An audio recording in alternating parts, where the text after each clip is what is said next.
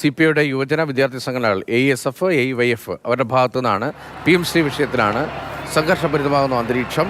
വിദ്യാഭ്യാസ മന്ത്രി വി ശിവൻകുട്ടിയുടെ വീട്ടിലേക്ക് AYFും ഓഫീസിലേക്ക് വി ശിവൻകുട്ടി ഓഫീസിലെ AYFും ASFും മാർച്ച് നടത്തുകയാണ്. പ്രതിഷേധക്കാർ ബാരിക്കേഡ് മറികടക്കാൻ ശ്രമിക്കുന്നു. പോലീസ് ജലപീരങ്കി പ്രയോഗിച്ചു. അവിടെയുള്ള തത്സമയ ദൃശ്യങ്ങളാണ് കാണുന്നത്.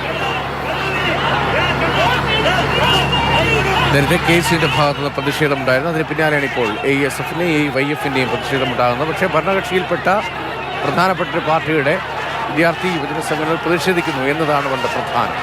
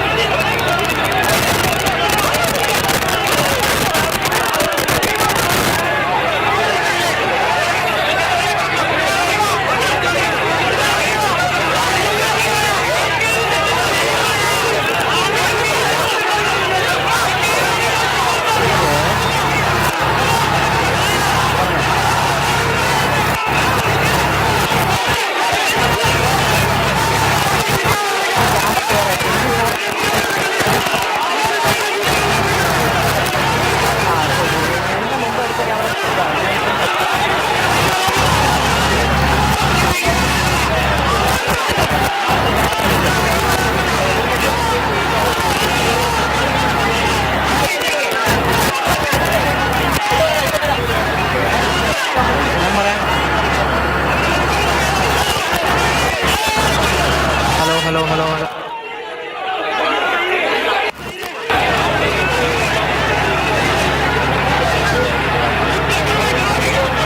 രാഹുൽജി നാഥ് വിവരങ്ങളുമായി ചേർന്നുണ്ട്. ASFും AYFും വലിയ പ്രതിഷേധം സംഘടിപ്പിക്കുകയാണ്.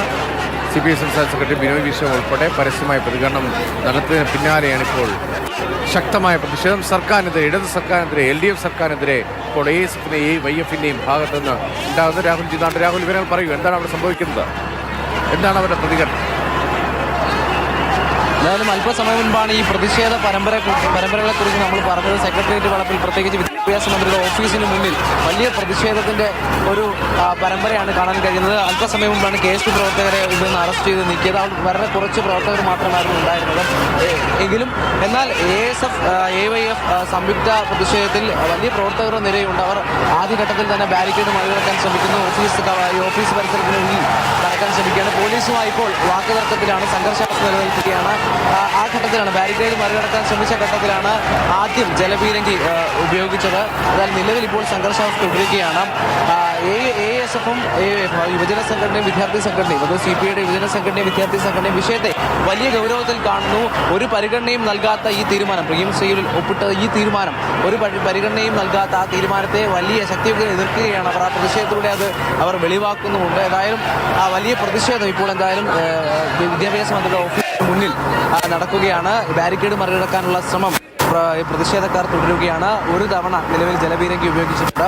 നേരത്തെ സൂചിപ്പിച്ചതുപോലെ ചർച്ചകളും അനുനയ നീക്കങ്ങളും നടക്കുമ്പോൾ ഈ പറയുന്ന അവരുടെ യുവജന സംഘടനയും വിദ്യാർത്ഥി സംഘടനയും ഈ വിഷയത്തെ വലിയ ഗൗരവത്തിൽ കാണുന്നു.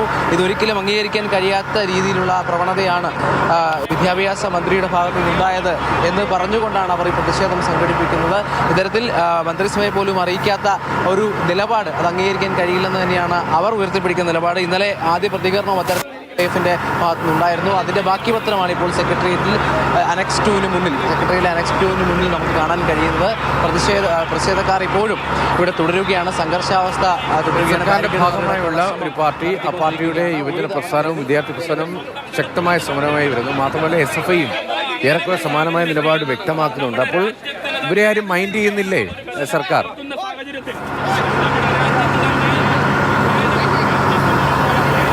നിലവിൽ എന്തായാലും അത് തന്നെയാണ് മനസ്സിലാക്കുന്നത്. കാരണം ഈ പ്രതിഷേധം നടക്കുമെന്ന് അറിയിച്ചിരുന്നു. പ്രതിഷേധം നടക്കുന്നതിന് ഏതാണ്ട് മണിക്കൂറുകൾക്ക് മുൻപാണ് മന്ത്രി ശിവൻകുട്ടിയുടെ ഫേസ്ബുക്ക് പോസ്റ്റ് എത്തുന്നത്. അത് ബിനോയ് വിശ്വത്തെ ചേർത്ത് പിടിച്ചുകൊണ്ട്, ബിനോയ് വിശ്വത്തെയും GR അനിലിനെയും ചേർത്ത് പിടിച്ചുകൊണ്ടുള്ള ഫോട്ടോയാണ് പോസ്റ്റ് ചെയ്തിരിക്കുന്നത്. അതായത് അവിടെ അനുനയം വിജയിച്ചു, അവർക്ക് കാര്യങ്ങൾ ബോധ്യപ്പെട്ടു, അവർ കാര്യങ്ങൾ പഠിക്കാൻ മന്ത്രിമാരെ നിയോഗിക്കുന്നു. അതായത് കാര്യങ്ങൾ അനുനയത്തിലൂടെ, ചർച്ചയിലൂടെ മുന്നോട്ട് പോകും, വേറെ കടുത്ത തീരുമാനങ്ങളിലേക്ക് പോകുന്നില്ല എന്ന സൂചനയാണ് ആ ഫോട്ടോയിൽ ബിനോയ് വിശ്വം വളരെ മനോഹരമായ ഒരു ചിരിയാണ് ആ ഫോട്ടോയിൽ നമുക്ക് കണ്ടാൽ അറിയാം. അത്രമാത്രം തുറന്നു ചിരിക്കുന്ന പാർട്ടി സെക്രട്ടറിയാണ്.